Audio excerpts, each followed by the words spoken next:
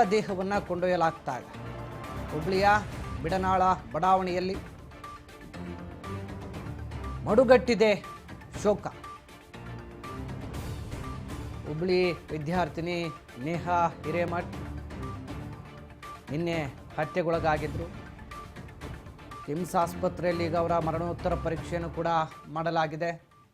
ನೇಹಾ ಹಿರೇಮಠ ನಿನ್ನೆ ಅಮಾನವೀಯವಾಗಿ ಕೊಲೆಗೆ ಈಡಾಗಿದ್ಲು. ಕಾಲೇಜಿಗೆ ಹೋಗಿದ್ದಂಥ ವಿದ್ಯಾರ್ಥಿನಿಯನ್ನು ಕಾಲೇಜು ಆವರಣದಲ್ಲೇ ಕೊಚ್ಚಿ ಕೊಲೆ ಮಾಡಲಾಗಿತ್ತು. ಇದೀಗ ನೇಹಾ ಅವರ ಮೃತದೇಹ ಅವರ ನಿವಾಸದತ್ತ ಕೊಂಡೊಯ್ಯಲಾಗ್ತಾ ಇದೆ. ಹುಬ್ಳಿಯ ಅವರ ಬಿಡನಾಳ ಬಡಾವಣೆಯಲ್ಲಿ ಈಗ ಅವರ ಪಾರ್ಥಿವ ಶರೀರವನ್ನು ತೆಗೆದುಕೊಂಡು ಹೋಗಲಾಗ್ತಾ ಇದೆ.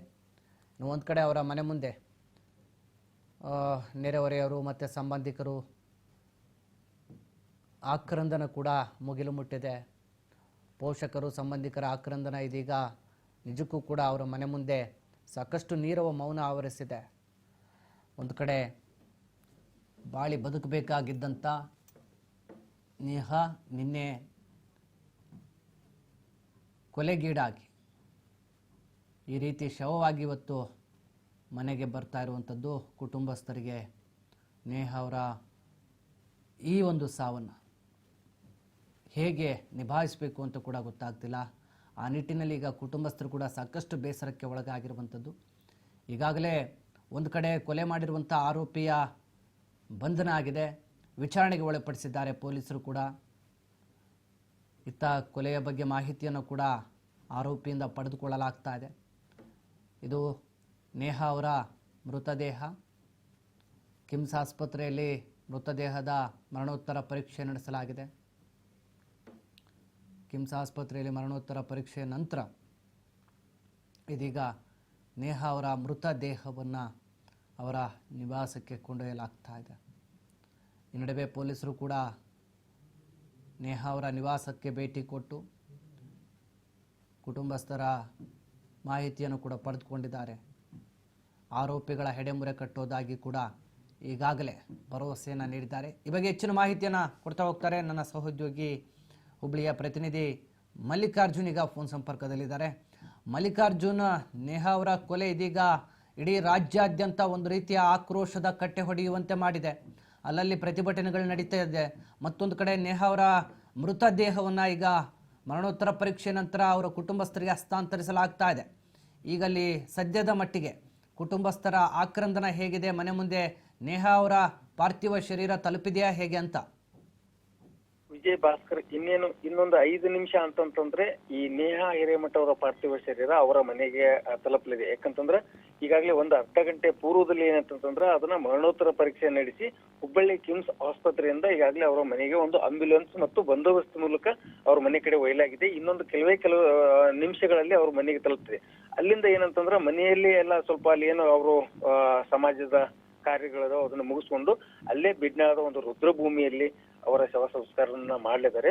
ಅದರ ಪೂರ್ವದಲ್ಲಿ ಏನಂತಂದ್ರೆ ಈಗಾಗಲೇ ಇದು ಒಂದು ರೀತಿಯಿಂದ ರಾಜಕೀಯ ತಿರುವು ಪಡೆದುಕೊಳ್ತಿದೆ ಅಂತಾನೆ ಹೇಳ್ಬೋದು. ಯಾಕಂದ್ರೆ ಈಗಾಗಲೇ ಇಲ್ಲಿ ನಿನ್ನೆ ತಾನೇ ಈ ಘಟನೆ ನಡೆದ ತಕ್ಷಣ ಕಿಮ್ಸ್ಗೆ ಇಲ್ಲಿಯ ಒಂದು ಕೇಂದ್ರ ಸಚಿವರಾದಂತ ಪ್ರಹ್ಲಾದ್ ಜೋಶಿ ಇರ್ಬೋದು, ಬಿಜೆಪಿ ಶಾಸಕರ ಮಹೇಶ್ ತೆಂಗಿನಕಾಯಿ ಮತ್ತೇನೋ ಇನ್ನು ಕೆಲವಷ್ಟು ಪ್ರಮುಖ ನಾಯಕರು ಅಂದ್ರೆ ಅರವಿಂದ್ ಬೆಲ್ಲದ್ ಇವರೆಲ್ಲ ಸೇರಿ ಕಿಮ್ಸ್ಗೆ ಆಸ್ಪತ್ರೆಗೆ ಭೇಟಿ ನೀಡಿ ಅವರ ಕುಟುಂಬಸ್ಥರಿಗೆ ಮೊದಲು ಸಾಂತ್ವನ ಹೇಳಿ ಆಮೇಲೆ ಏನಂತಂದ್ರೆ ಸರ್ಕಾರದ ವಿರುದ್ಧ ಒಂದು ಹರಿಹಾಯ್ದ್ರು ಅಂತ ಹೇಳ್ಬೋದು. ಯಾಕಂತಂದ್ರೆ ಈ ಸರ್ಕಾರದಲ್ಲಿ ಕಾನೂನು ಸುವ್ಯವಸ್ಥೆ ಸಂಪೂರ್ಣ ಹಾಳಾಗಿ ಹೋಗಿದೆ.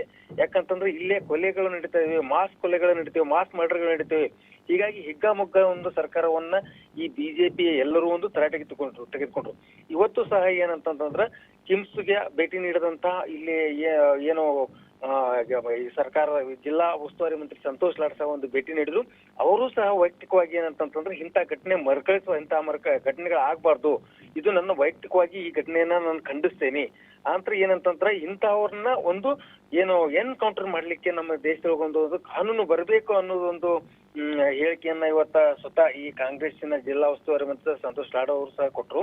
ಅದ್ರ ಜೊತೆಗೆ ಏನಂತಂದ್ರೆ ಮಾಜಿ ಮುಖ್ಯಮಂತ್ರಿ ಆದಂತ ಬಸವರಾಜ ಬೊಮ್ಮಾಯಿ ಸಹ ಒಂದು ಭೇಟಿ ನೀಡಿದ್ರು. ಆ ಸಂದರ್ಭದಲ್ಲಿ ಅವರು ಸಹ ಸರ್ಕಾರವನ್ನು ಒಂದು ಹೆಜ್ಜೆಮುಖ ತಲೆಟೆಗೆ ತೆಗೆದುಕೊಂಡು, ಯಾಕಂದ್ರೆ ಸಾರ್ವಜನಿಕವಾಗಿ ಅದು ಶಾಲಾ ಕಾಲೇಜುಗಳಲ್ಲಿ ಎಂತ ಮರ್ಡರ್ಗಳು ನಡೆದ್ರೆ ಈ ಸರ್ಕಾರ ಎಲ್ಲಿದೆ, ಸರ್ಕಾರ ಸತ್ತೋಗಿದೆ, ಹಾಗೆ ಹೀಗೆ ಮಾತಾಡಿದ್ರು.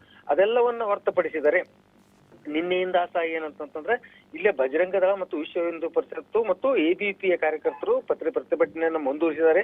ಇಂತಹ ಘಟನೆಗೆ ಸಂಬಂಧಪಟ್ಟಂತ ಆರೋಪಿ ಏನಿದ್ದಾನೆ ಫಯಾಜ್, ಆ ಫಯಾಜ್ ಅನ್ನ ಗಲ್ಲಿಗೇರ್ಸಬೇಕು ಅಥವಾ ಅವ್ನು ಶೂಟ್ಔಟ್ ಮಾಡಬೇಕು, ಅಲ್ಲಿವರೆಗೂ ನಾವು ಪ್ರತಿಭಟನೆ ಹಿಂದೆ ಸರಿಯುವುದಿಲ್ಲ ಅಂತ ಹೇಳಿ ನಿನ್ನೆಯಿಂದ ಏನಂತಂದ್ರೆ ಈ ಒಂದು ಏನು ಘಟನೆ ನಡೆಯಿತು ಆ ಘಟನೆಯ ಹೊರಭಾಗದಲ್ಲಿ, ಶಾಲಾ ಕಾಲೇಜು ಆವರಣದ ಹೊರಭಾಗದಲ್ಲಿ ರಸ್ತೆಗಿಳಿದಂತಹ ಎಬಿಪಿ ಮತ್ತು ವಿಶ್ವ ಹಿಂದೂ ಪರಿಷತ್ ಸದಸ್ಯರು ತಡರಾತ್ರಿವರೆಗೂ ಒಂದು ಪ್ರತಿಭಟನೆ ನಡೆದ್ರು.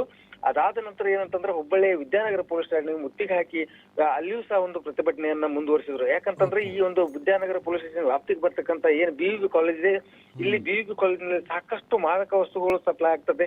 ಇದನ್ನ ಕಂಟ್ರೋಲ್ ಮಾಡ್ಲಿಕ್ಕೆ ಇಲ್ಲಿನ ಪೊಲೀಸ್ ವ್ಯವಸ್ಥೆ ಸಂಪೂರ್ಣ ವಿಫಲವಾಗಿದೆ ಅಂತ ಹೇಳಿ ಏನಂತಂದ್ರೆ ಸುಮಾರು ಕೆಲವು ಗಂಟೆಗಳ ಕಾಲ ಪ್ರತಿಭಟನೆ ನಡೆಸಿದಾರೆ ಅಂತ ಹೇಳ್ಬೋದು.